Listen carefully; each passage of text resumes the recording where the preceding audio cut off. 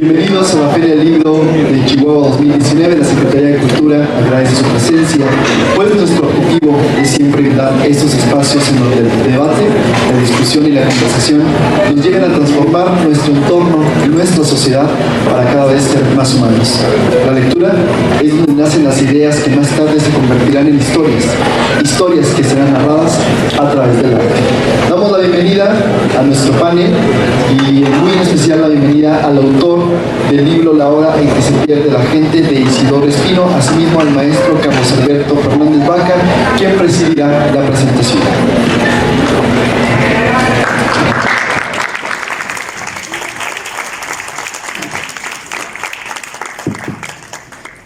Muy buenas noches. Antes que nada, quiero agradecer a la Editorial Laritze la invitación que nos ha hecho para esta tarde en el carácter de moderador para la presentación del libro La hora en que se pierde la gente, del maestro y amigo Jesús José Isidoro Espino Valdés, acompañados en esta ocasión del maestro investigador en historia Jesús Vargas Valdés, quien se encargará de hacer los comentarios de la obra. La editorial Laritze, representada también en esta ocasión por Cintia Dalí, Piñón Arras y Juan Antonio Castro, nos acompañan esta noche, que apoyaron la edición y publicación de la obra en el marco de esta Feria Chihuahua 2019, Feria del Libro, que se presenta hoy ante ustedes. Los relatos personales cobran vida independiente y se convierten en fuente también de la microhistoria, nutrida de las anécdotas personales y particulares del escritor, propias o ajenas, y las que siente y hace suyas tanto el que las escucha como el que las lee, sintiendo que es parte de ellas mismas o recreando situaciones parecidas, encaramándose en los personajes como si fuera uno mismo. De ahí el diálogo con el texto. En este texto, compuesto de 24 capítulos y 468 páginas, y nos atrevemos a adelantar, la narrativa, el aporte histórico, van a juzgarlo ustedes, y para mí son invaluables. Para los comentarios críticos del texto y abrir el diálogo con él, me permito presentar al maestro Jesús Vargas Valdés, que se me hace hasta ocioso decir que no va a presentar, pues de todos es conocido, comentarista para este libro, y hay que mencionar sus 1320 artículos de la fragua de los tiempos y el trabajo que hace en el quehacer editorial chihuahuense en el carácter de investigador de historia. Su trabajo es inobjetable. Le pedimos en este caso que haga los comentarios al respecto. Bueno, pues muchas gracias por estar presentes. Gracias a Carlos. La única corrección que tengo que hacer es que de ninguna manera me asumo como un comentarista crítico. El único crítico de los libros es el lector. El que lo presenta simplemente hace un adelanto de lo que es el libro. Tal vez uno se pueda extender con algunos comentarios. Yo algunos ya se los hice al señor Espino, ayer que nos reunimos, y pues voy a proceder a leer primero algunas notas que hice. Pero antes, pues le quiero agradecer a Cintia y al autor que hayan pensado en mí para hacer estos comentarios. Siempre que se presenta esta situación, uno tiene al principio la duda de si acepta el compromiso, porque es un verdadero compromiso. Y yo no acostumbro a participar en estas actividades leyendo de pasada el libro. Me gusta, si asumo la responsabilidad, me gusta leer con profundidad, con detenimiento. Y cuando ya finalmente termino el libro, siempre me sucede que me siento afortunado de haber sido invitado, de haber sido obligado a leer un libro que tal vez en otras circunstancias no hubiera leído, al menos tan pronto. Porque la verdad es que cuando me hizo la invitación Cintia, yo estaba a punto de irme a México a la Feria del Libro de Zócalo y traía mucha carga. Y bueno, regreso de México y todavía no leo un libro, pero en los últimos 7, 8 días me metí a fondo, lo he leído y voy a platicarles a ustedes de qué se trata. Primero,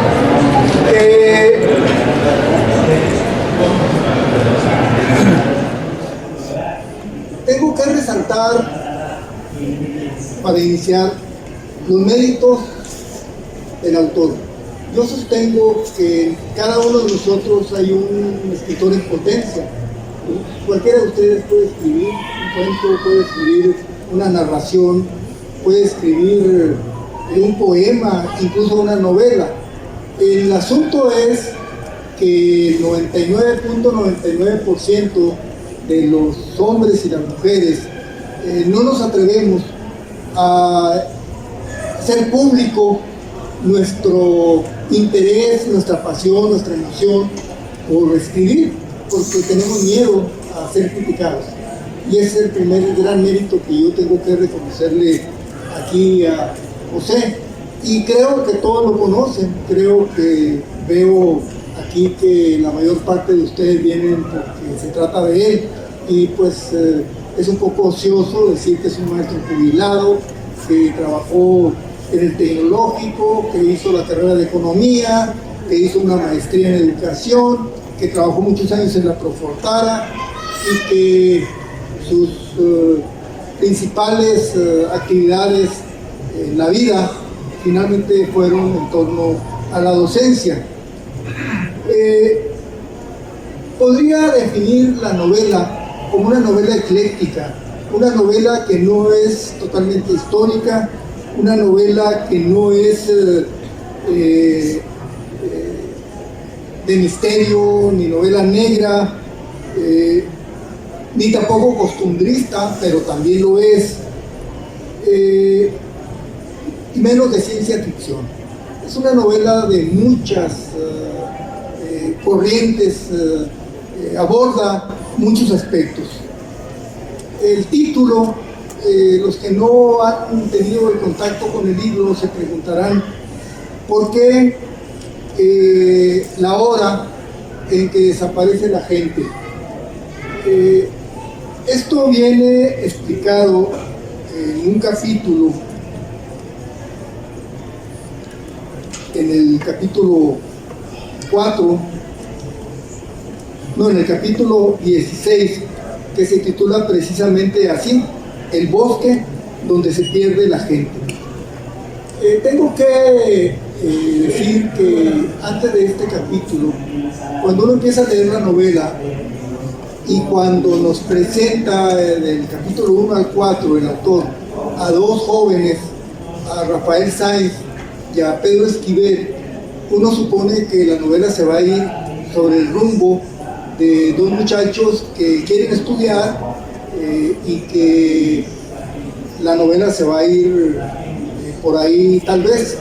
Sin embargo, en el capítulo 4 el autor nos mata a uno de ellos, a Rafael Sáenz Flores, y pues ya se quedó la novela ahí por esa vía que nos habíamos imaginado, y se sigue con la relación de la familia Sáenz y la familia Esquivel, que van a darle continuidad a la relación que había entre los muchachos. El espacio donde se desarrolla la novela lo ubica el autor en San Isidro, y particularmente en un rancho que se llama La Coronela. Rafael Sáenz muere, precisamente el joven Rafael Sáenz muere en un ataque de un grupo de bandoleros que tratan de asaltar el rancho, y pues ahí el autor usa el nombre de Julio Acosta, que fue un revolucionario orozquista de esa región, y no sé si tenga alguna relación ahí con el personaje, pero es un homónimo.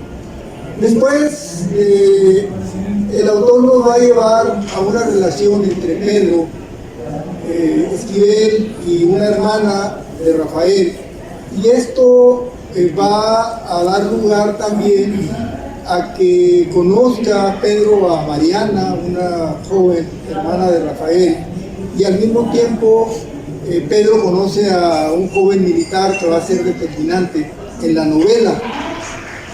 En el capítulo donde yo he mencionado que se da razón de por qué la novela se llama así, en ese capítulo el autor utiliza una leyenda de un bosque encantado, un bosque en que en la noche los árboles cobran vida de alguna manera, y quienes andan en ese momento por el bosque irremediablemente se pierden.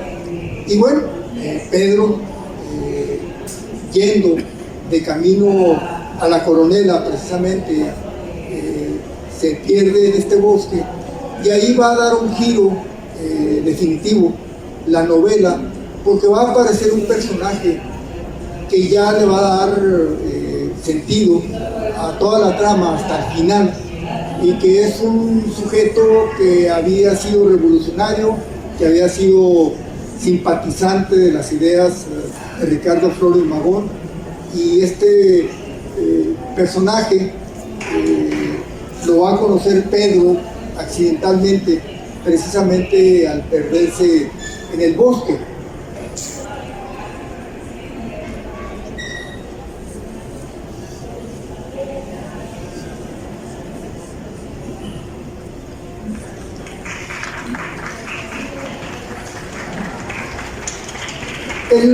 El autor identifica al personaje como el solitario del bosque.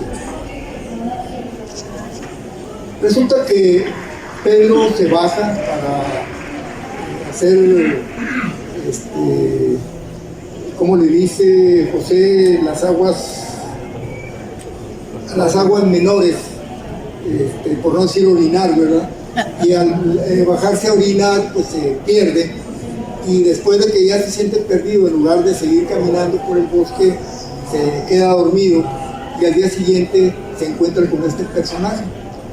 Resulta que este personaje va a ser muy determinante en la vida de Pedro, porque le va a platicar cuál es la causa de que él se quedó en el bosque desde los tiempos de la Revolución.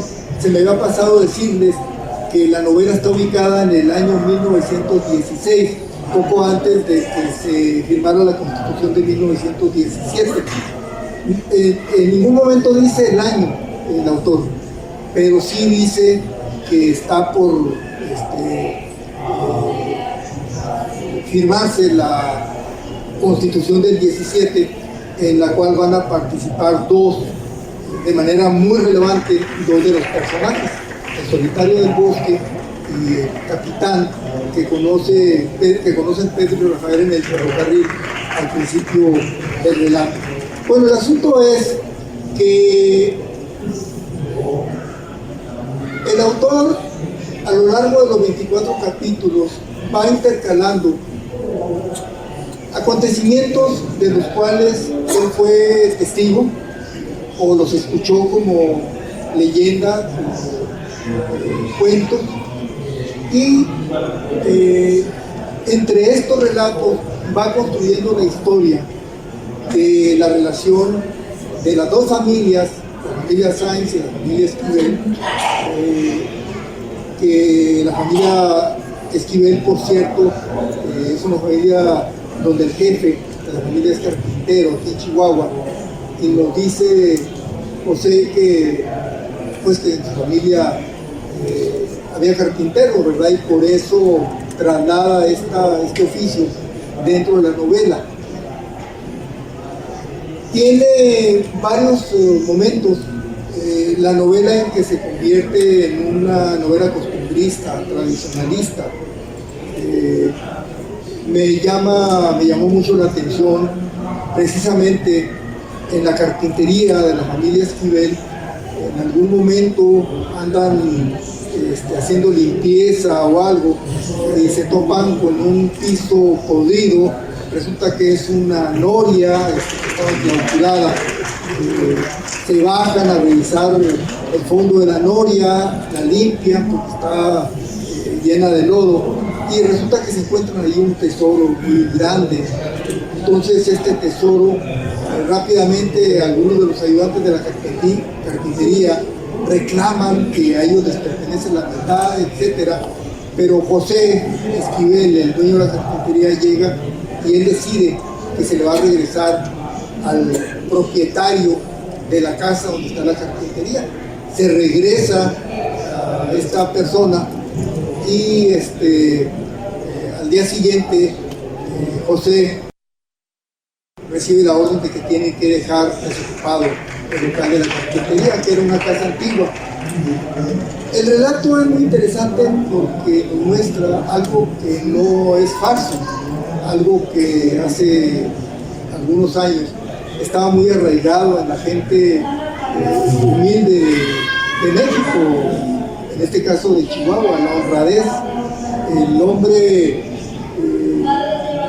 asume que el tesoro no le corresponde, y con una cierta filosofía muy profunda, muy inexplicable para alguna gente, él decide que desde el momento en que no es suyo, no tiene por qué cambiar su vida por una situación de este tipo. Regresa el tesoro y cuando recibe la orden de desalojar la casa, se solidariza a toda la gente del entorno, y entonces surge otro elemento que es muy importante en la sociedad, en las sociedades tradicionales, que es la solidaridad.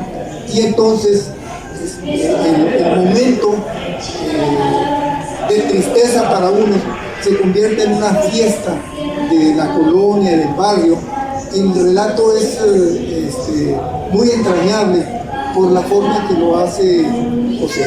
Bueno, no me extiendo en este tipo de detalles, simplemente lo pongo como un ejemplo de cómo utiliza el autor algunos elementos que él ha sido testigo en su vida y los desarrolla dentro de una novela que, para mi punto de vista, la intención principal tiene un carácter didáctico. Definitivamente, por la profesión del autor, que es economista y que trabajó muchos años en eso, resulta que el solitario del bosque, conforme va a ir tomando más relación con Pedro Esquivel, va a platicarle primero de sus ideas del Partido Liberal Mexicano, del magonismo, y ahí pues el autor desarrolla todo su conocimiento de lo que fue el Partido Liberal Mexicano, pero luego pasa a hablar de economía, y pues ahí también explica desde la Revolución Industrial, desde antes de la Revolución Industrial, todas las ideas más importantes, el desarrollo del estudio de la economía, de las teorías, etc. De tal manera que el libro, la novela, se convierte en una especie de libro de texto que le facilite al lector la comprensión de cuál ha sido el desarrollo de las primeras expresiones del capitalismo hasta la fecha. Yo no sé, ahí es una cosa que no voy a juzgar ni voy a adelantarme. No sé los jóvenes, porque ese creo que ha sido el propósito de José, que los jóvenes se relacionen con la teoría económica de una manera sencilla. El caso es que la tercera parte del libro, los últimos capítulos, casi se dedican a este tema. Y bueno, alrededor de esta relación entre Solitario del Bosque, que resulta ser un tipo muy preparado, que había decidido convertirse en un anacoreta, aislarse de la sociedad y que no quería saber nada ni del ejército ni de los seres humanos desde el fracaso de la revolución. No lo dice el autor, pero supongo que es desde 1913, 1914. Él se refunde 2 años en esta región del noroeste del estado, y solamente la amistad con Pedro y con el capitán, que es otro intelectual que se relaciona con la familia Esquivel y con Pedro, solamente por esa relación el Solitario del Bosque finalmente decide reincorporarse a la vida, y luego va a aparecer como uno de los intelectuales magonistas en la convención de 1917. ¿Qué más puedo yo agregarle a esta descripción? Pues que el autor está convencido a lo largo de su novela que puede influir los lectores transmitiendo elementos de la historia y de la economía, aprovechando los elementos románticos que se dan entre los dos personajes centrales dentro de la parte romántica, que son Pedro Esquivel y Mariana Sáenz, que después de varias vicisitudes, desencuentros, decepciones, se unen y finalmente se van a encontrar en la Ciudad de México estudiando juntos una carrera, y a la vez relacionándose con los otros 2 personajes que ya les he comentado, que son el Solitario del Bosque y el militar. Yo no puedo ya decir más. Creo que ustedes leyendo la novela se van a dar su propio punto de vista. Reitero que ha sido un esfuerzo muy grande del autor a los 70 y tantos años lanzarse a escribir una novela. Ojalá y también sea un ejemplo para los jóvenes y que se atrevan a sacar al público sus inquietudes como escritores.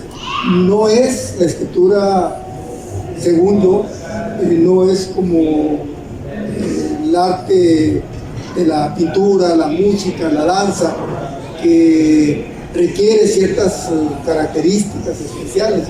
La escritura lo que requiere es sensibilidad, honestidad y mucha pasión por dedicar horas a escribir. Y todo eso lo tiene José y lo muestra en esta novela. Muchas gracias.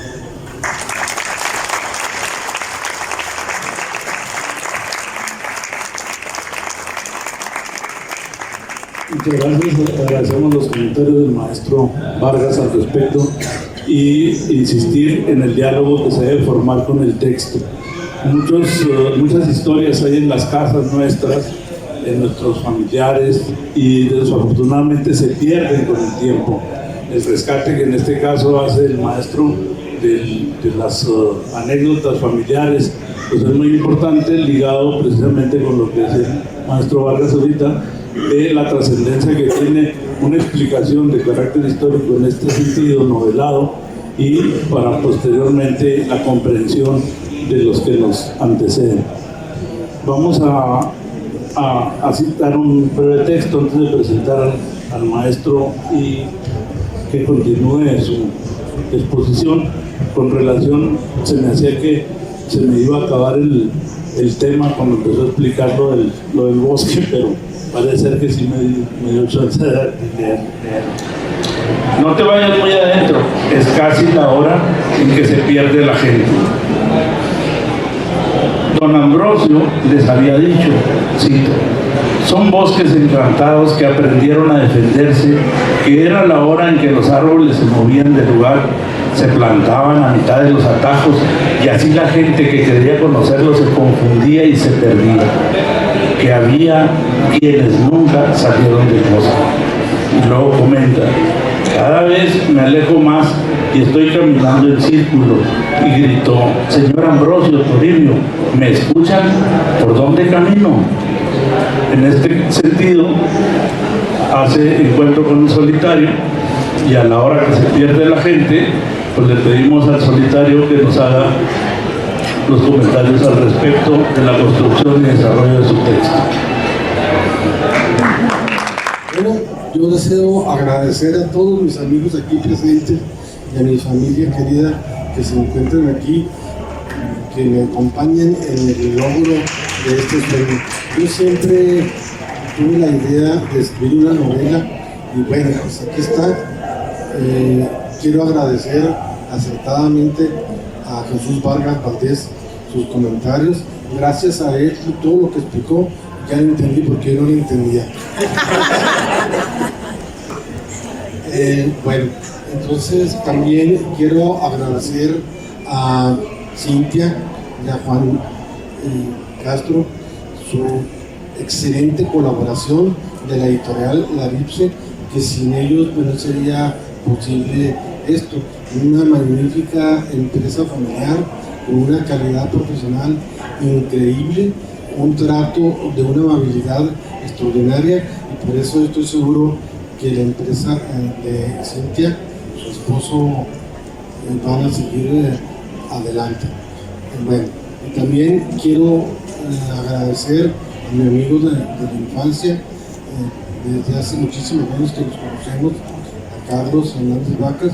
Inclusive hay un parentesco entre nuestras familias.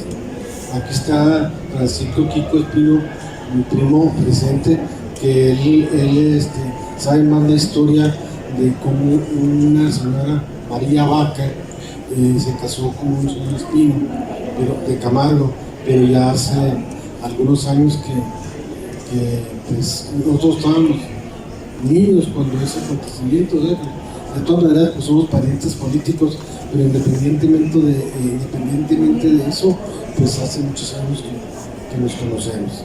Bueno, entonces pues yo quisiera de alguna manera, si algunas personas me pudieran, lo que se encuentran aquí presentes, hacerme algún comentario sobre la novela, o alguna inquietud, alguna pregunta o comentario simplemente, pues sería, yo agradecería mucho su colaboración. Voy a encargar aquí a mi amigo Carlos, pues, que se encargue de... perdón, es el que va a entregar el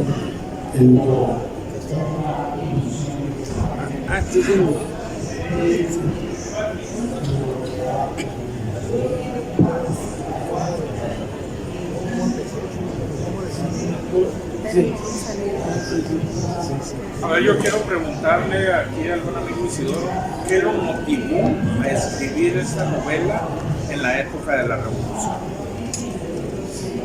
Bueno, ¿me escuchan bien? Sí. Okay. Bueno, aquí voy a contestar dos preguntas. Me dice Carlos Jesús Vargas que qué fue lo que me motivó a empezar a escribir, y luego por otro lado acá también Carlos Hoffman me dice que por qué escogí la Revolución Mexicana. Bueno, yo empecé a escribir, o más que escribir, la inquietud por la novela, por un profesor que nos daba clases de literatura en la preparatoria, en el Instituto Regional, el profesor Favela nos daba la clase de literatura. Entonces, como un ejercicio, nos pidió que hiciéramos un pequeño cuento. Entonces, yo hice un pequeño cuento y ese cuento, esta anécdota, se encuentra mi primo María Inés Fonseca Valdés. Y esta anécdota nunca se había platicado, pero este es el momento de hacerlo. Entonces, allá se encuentra para allá con su esposo Humberto. Entonces, esa anécdota es la siguiente. Yo titulé ese pequeño cuento La noche que fuimos a cenar a casa de mi tía Inés. Así le llamé a ese cuentito. Entonces, se lo entregué yo al maestro Favela y le gustó.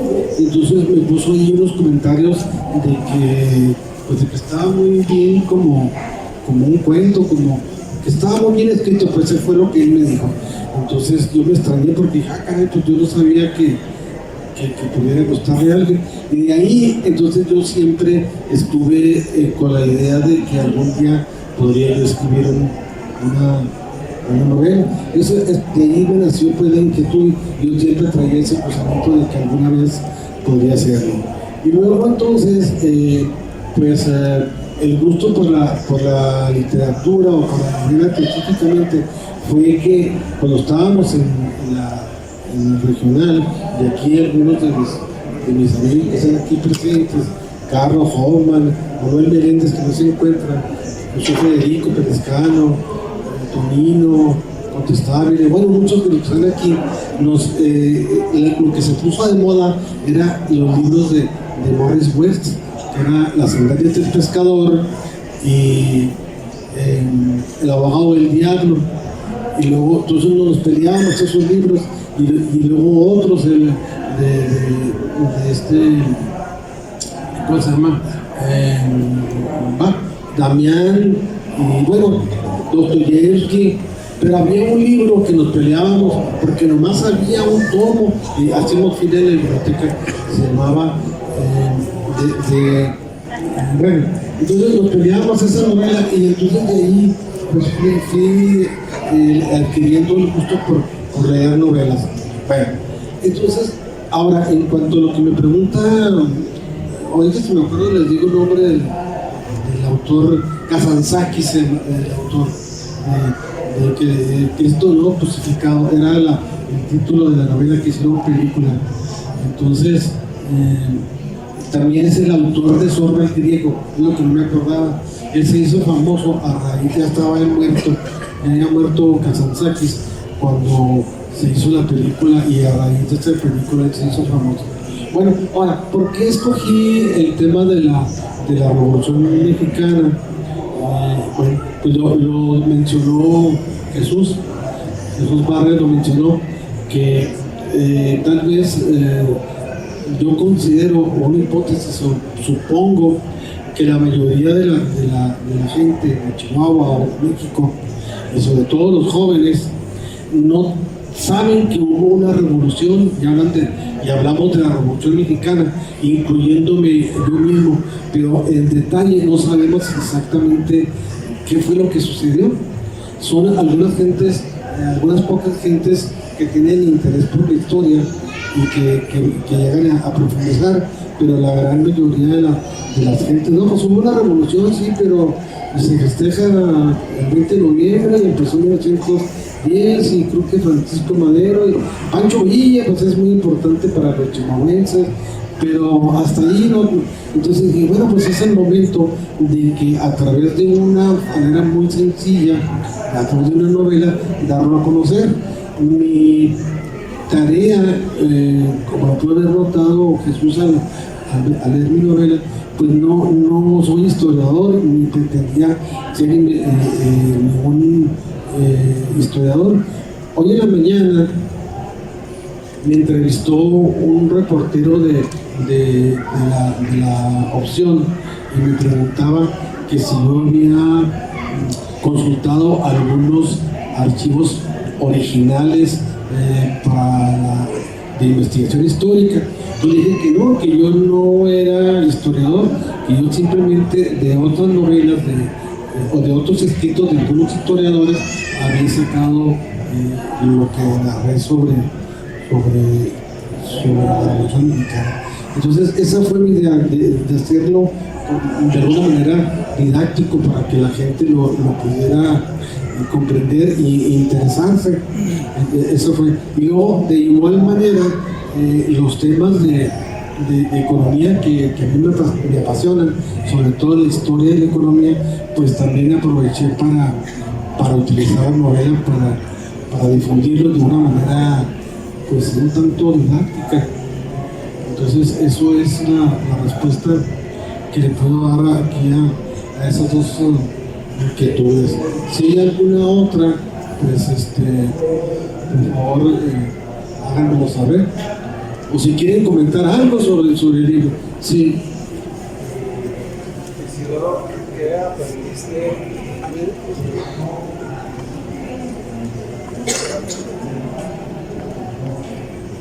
¿Qué aprendiste en el proceso de crear tu primera novela? Bueno, pues aprendí a no perderle el miedo a la crítica. Yo quiero confesar que no tengo formación literaria. Entonces yo decía, híjole, pero es que a lo mejor sí escribo y luego los puristas de la literatura, del idioma, me van a criticar y van a decir que bárbaro soy, cómo me atrevo a escribir sin tener conocimientos de literatura. Entonces aprendí a no tener miedo. Tal vez aquí mis compañeros del regional que están aquí presentes, pues tienen conciencia de que yo fui un tanto tímido, pero entonces pues ahora dije, bueno, pues voy a aventarme. Sí me puse a leer algunos libros de cómo se escribe una novela, unos 2 o 3, y luego me puse cuando ya decidí escribir una novela, entonces las novelas que yo leía, sí ya me fijaba cómo se escribía, cómo se construían los diálogos. Entonces sí estuve investigando, pero así que si yo conozco de literatura, me preguntó mi amigo Santiago La Peña, que se encuentra. ¿Dónde estás, Santiago? ¿Dónde está? Por acá. Me preguntó, oye, ¿qué género es tu novela? Ay, caray, espérame, déjame ver, no sé, déjame investigar. Entonces me puse a leer algo sobre eso. Dije, ¿en qué podrá encuadrar? Y me encontré un artículo muy interesante de una maestra de la universidad de una universidad de Valladolid, en España, que se llama Teresa Gómez Prueba, y escribe un artículo donde dice el nuevo género de la novela, la antinovela. Entonces dice ella que existe un movimiento muy fuerte en España de desconstruir eso que está hecho, de que como que se ha hecho un poco forzado el tener que encuadrar a una novela en un género o en un tipo. Entonces dice que hay ese movimiento que le llama multidireccional, o sea que realmente uno de los puntos que trata es sobre si la novela es realista o es fantasiosa. Entonces dice que ahí hay algunos autores que ella estuvo estudiando, españoles, en donde que es un nuevo movimiento en la novela, sobre todo en España y en Italia. Ahí también hay unos italianos en donde buscan romper con esa estructura rígida de que a fuerzas tiene que ser. Entonces no es así. Por ejemplo, dice el realismo mezclado con la fantasía. Entonces, por ejemplo, aquí en la novela que estamos comentando, no sé si Jesús y Carlos me podrán, si se acuerdan de esta idea, hay hechos históricos ahí de un caso en donde hay un conflicto muy fuerte entre Francisco Villa y este Pepino Garibaldi. El mismo Jesús Vargas Valdés, que me hizo el honor de presentar mi novela, en su último libro, Villa Bandolero, también habla de esa idea de que hubo un conflicto entre Villa, que por cierto, entre paréntesis, por cierto, hoy mañana la presentación de él, así es que tienen que venir, por favor. ¿Sí? Entonces, Francisco Villa y Garibaldi tienen un conflicto a raíz de que un villista, porque haciendo un paréntesis, volviendo cuando llegan los banderistas a la toma de Ciudad Juárez, pues eran cerca de 3,000 personas, más o menos, ¿verdad? Pero entonces estaban muy bien definidas las áreas, los villistas, los seguidores de José de la Luz Blanco, los seguidores de Raúl Madero, y así estaban los grupos de Garibaldi, todos están muy bien definidos, aunque todos eran maderistas, pero había un recelo entre ellos. Entonces allí, a raíz de que un villista atraviesa el campo de Garibaldi, le preguntan que qué anda haciendo, y dice, no, pues es que voy a tirarle los patos, voy al río. Entonces va a defecar, ¿sí? Entonces lo insultan, lo empujan, le quitan sus armas, y entonces Francisco Villa regresa muy enojado a reclamar el trato que le habían dado a sus soldados. Jesús Vargas en su libro Bandolero menciona ese hecho, pero entonces aquí yo lo que quiero destacar es que es un hecho real, es un hecho histórico. Sin embargo, yo le doy un poquito de fantasía, imaginando lo que pudo haber sucedido. Ahí lo que se dicen de palabras. Entonces, ahí dice Jesús en su libro que Villa le echó el caballo encima a Garibaldi y lo golpeó con una pistola. Entonces yo ahí le hago un poquito de fantasía, donde Villa lo insulta y le dice, y da gracias, cabrón, que no te mato en este mismo momento. Entonces esas cosas ya son inventos o fantasía, pero que no deja de estar ligado a un hecho histórico. Entonces esas cosas de ambigüedad como que le dan cierto carácter pues interesante a la novela. Este es un ejemplo de la mezcla de lo real y lo fantasioso, pero lo fantasioso en base a un hecho histórico. Entonces ese giro que se le está dando a la novela histórica, o sea, que no se carga nada más de puros hechos históricos, sino mezclados con la fantasía. Entonces es de lo que habla esta Teresa Gómez Prueba, de que ese nuevo tipo de novela está surgiendo, pero que también además esa estructura que se está rompiendo y que se están mezclando cosas distintas a la narrativa novelesca tradicional, es que se meten biografías también. Luego de lo que mencionaba ahorita Jesús, de que el ensayo, cuando él habla de que uno de los personajes que comienza a hablar de economía, ahí está como una especie de ensayo, o sea, hagan de cuenta como que estaba dando una clase de economía o dando una conferencia, en un ensayo. Entonces así de esa manera se mezcla la novela con el ensayo.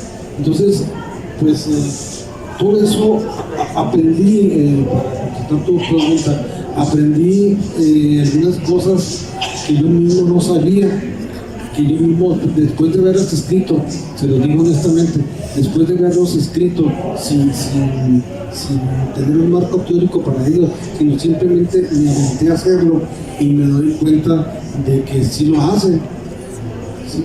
Entonces como que hubo una especie de coincidencia. Entonces pues eso, y aprendí pues que algunos me decían que por qué me aventé a escribir una novela y por qué no empecé con cuentos.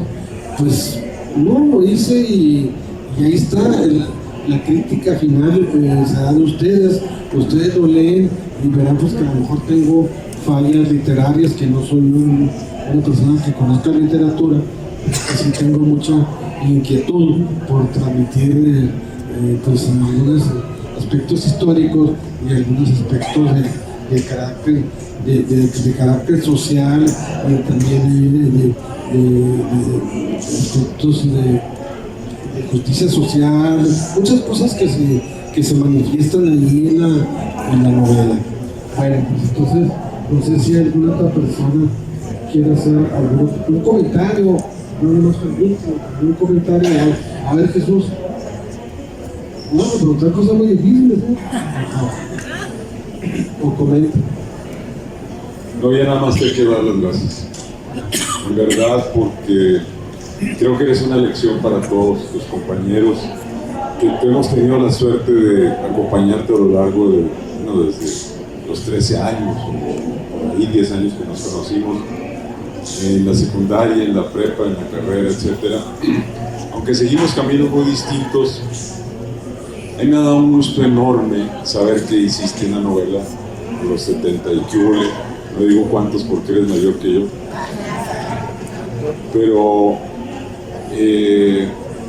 me dan muchísimas lecciones y por eso te agradezco, porque normalmente a estas alturas del partido solemos flaquear, solemos dudar más de nuestras capacidades y en realidad simplemente estás, como quien dice, dándonos la oportunidad de tomar segundos o terceros aires a los que ya hemos vivido algunos años. Y por otra parte, me gusta tu candidez y tu honestidad al decir que no sabes lo que estabas escribiendo a fin de cuentas. Dijiste que era una novela, pero Jesús Vargas nos hizo una descripción sin ubicarla perfectamente y tú dijiste, bueno, a lo mejor es una antinovela, como dice la autora española. Pero eso me da pie a ver la riqueza que hay en ti. Finalmente es pura creatividad. Estás atreviéndote a vencer los miedos, las dudas, el qué dirán, y bueno, a ver qué sale, haciendo gala de tu gran conocimiento de la economía, de que te quejas que no leemos tus escritos los compañeros, sin embargo ahora nos vas a forzar a hacerlo, por lo cual también te doy las gracias.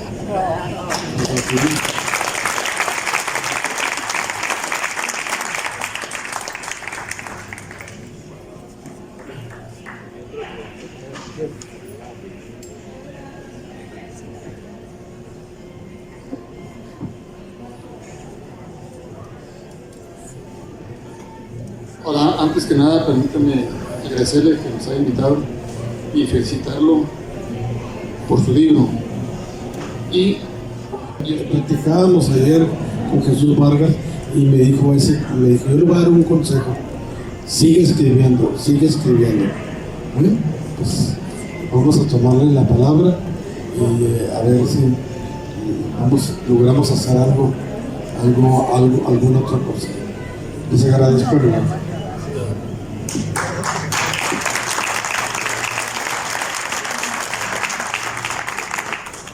Quiero, antes de retirarnos, o antes de dejar el micrófono, dar una clave. Ya lo señaló Carlos, tal vez sin querer, pero le adjudicó a José el personaje del Solitario del Bosque. De hecho, cuando ustedes lean el libro, piensen en él. Él es el Solitario del Bosque. Lo que yo no sé es si en algún momento de su vida él pensó en irse a refundir en un lugar retirado de la sociedad, porque escoge al personaje de esa manera. O sea, él decide que su alter ego sea un hombre que está decepcionado de lo que él creía en la vida y decide aislarse. Realmente ese es el modo que determina que el Solitario del Bosque se aleje de la sociedad y viva junto a los árboles, junto a los animales, despreocupándose ya de lo que pasa en el mundo externo, que lo había llevado a entregar su vida a una lucha, a la revolución, que él siente que fue traicionado. Yo no sé si en algún momento José haya sentido esa desesperanza en la vida y por eso le haya dado ese carácter a su personaje en la novela, o simplemente le gustó que fuera así, pero no dejen de pensar que José es el sanitario del bosque. Gracias.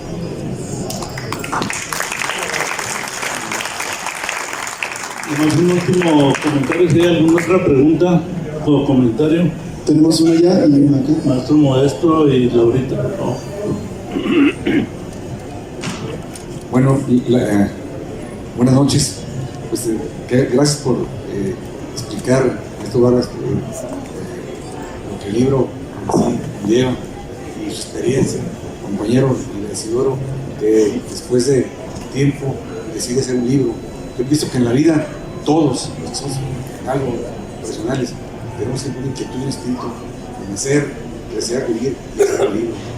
Yo creo que quien no piense hacer un libro de la vida, plasmar en algo los efectos de nuestras vivencias, deja un hueco en la familia, deja un hueco en la sociedad, deja un hueco en todo.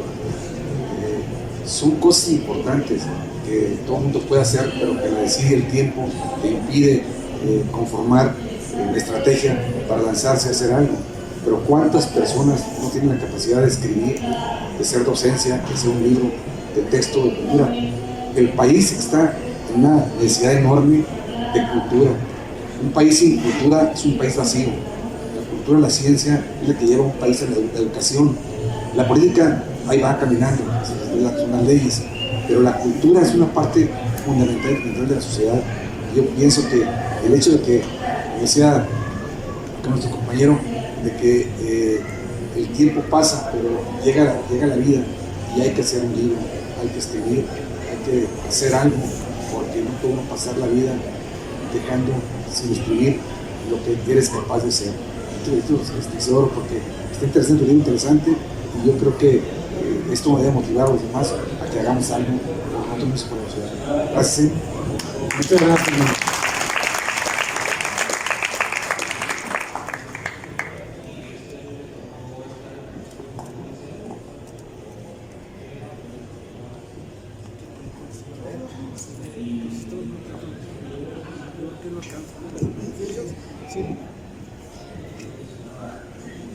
Gracias por la invitación. Yo no salí del regional ni estudié con usted, pero tengo el honor de decir que fui su alumna y que los únicos 2 dieces que tuve en toda la carrera fue porque usted me obligó a sacarlos. Gracias, maestro, y felicidades. Gracias.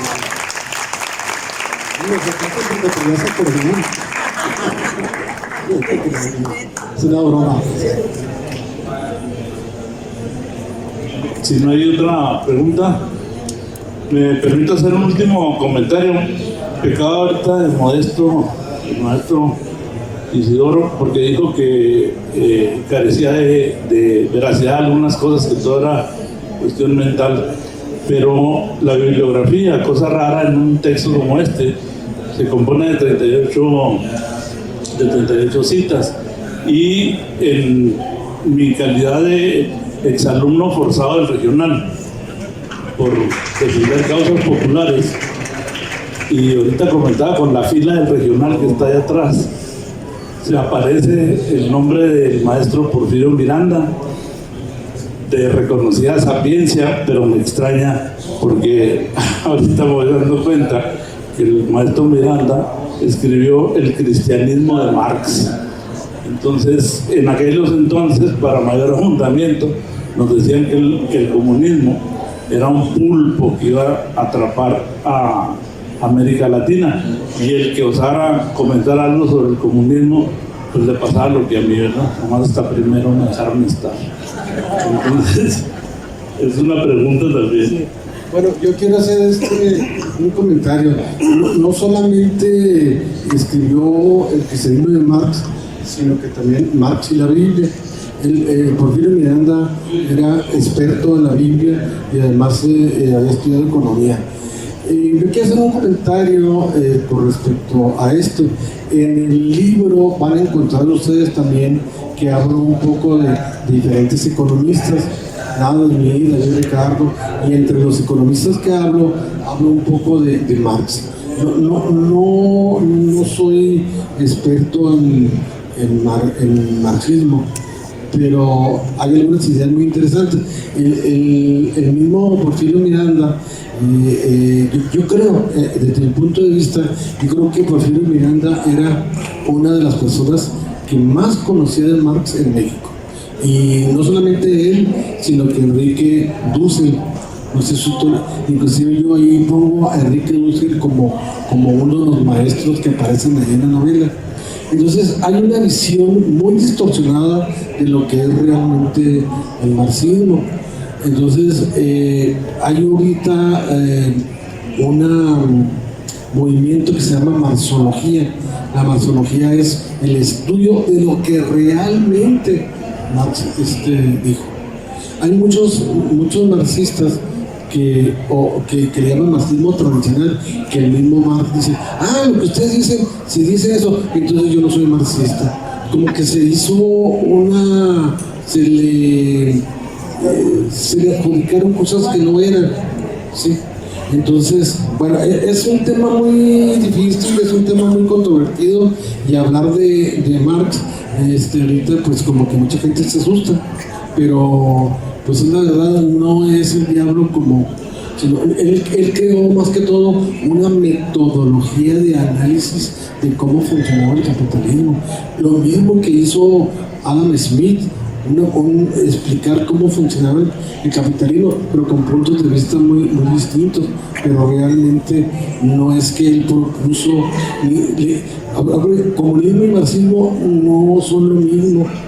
Algunos comunistas se basaron en algunas teorías de Marx, pero que nomás en base en un libro. Marx escribió junto con Engels como 30,000 páginas entre libros, cartas, correspondencia personal. Entonces realmente muy pocas gentes son los que lo han estudiado. Entonces Porfirio Miranda leía los textos originales en alemán, igual que Enrique Dussel. No quiero hacer una apología, yo no soy marxista, pero todas las corrientes económicas tienen algo que aportar.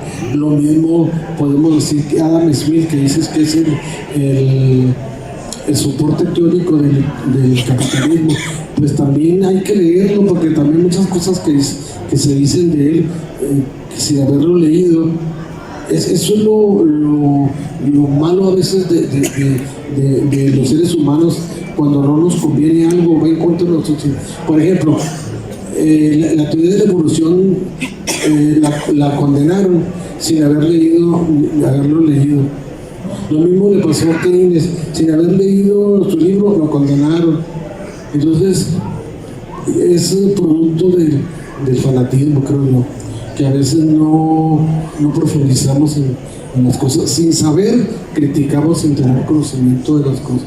Por eso lo que decía ahorita Guillermo me parece muy acertado. Necesitamos leer, necesitamos la cultura, necesitamos romper esquemas, necesitamos dejarnos de discusiones tontas, discusiones que sean de nivel, a nivel intelectual. Somos universitarios. Bueno, no quiero regañarlos. Mejor el domingo que lo regañe el padre. A ver, Mr. Amaro, ¿usted quería decir algo? ¿No? Sí.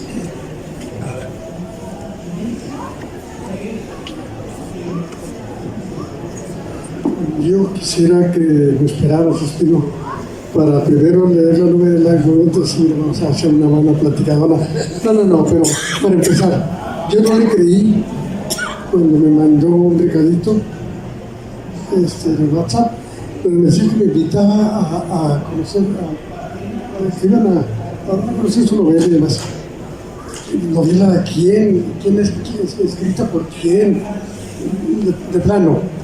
Y entonces yo creo que una de las principales cosas que ya empezó a dar de esta novela es empezar a conocer a José Isidoro Espino.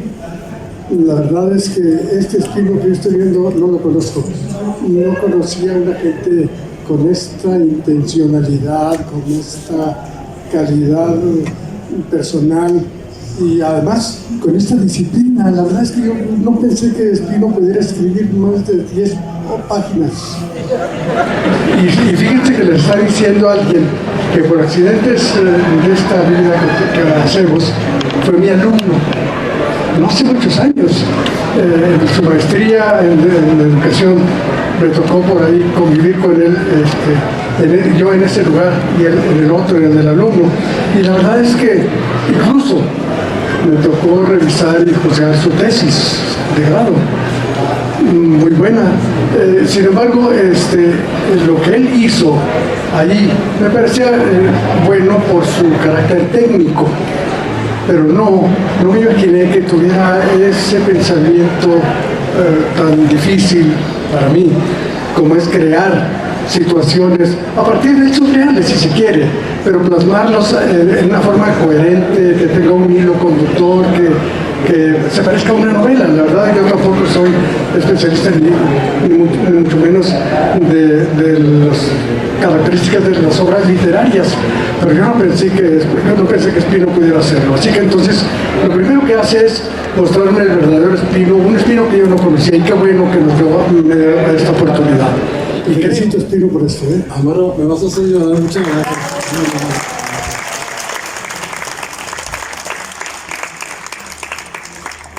Si no hay otra pregunta o comentario, damos por terminado en este momento la exposición y presentación del libro del maestro Espino, dándole las gracias al maestro Vargas por su valiosa intervención y a ustedes, público en general, amigos del maestro, amigos todos, agradecerles su asistencia, invitarlos, por supuesto, a Editorial Lariche para que compren el texto que está en esta noche en especial. Posteriormente tendrá otro precio de distribución, pero esta noche para ustedes es más barato y más accesible.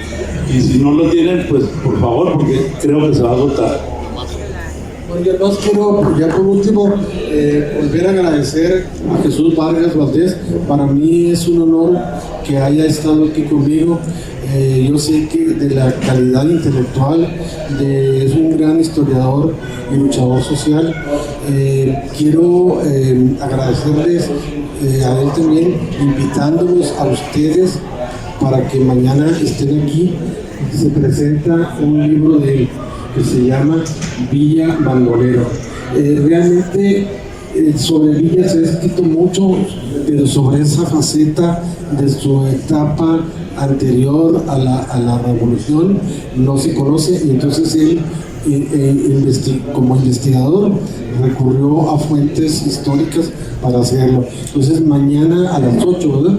A las 8 de mañana, aquí en esta misma aula o en otra, va a estar él. Entonces, como agradecimiento, que no tengo otra forma de, bueno, ya lo estoy diciendo, de agradecerle profundamente. También me gustaría que estuvieran con él en la presentación de su libro Villa Bandolero. Sí. Muchísimas gracias a todos. Agradecemos a nuestros invitados y a ustedes por acompañarnos y los invitamos a que sigan disfrutando de las actividades de esta Feria del Libro de Chihuahua 2019. Que pasen muy buenas noches todos.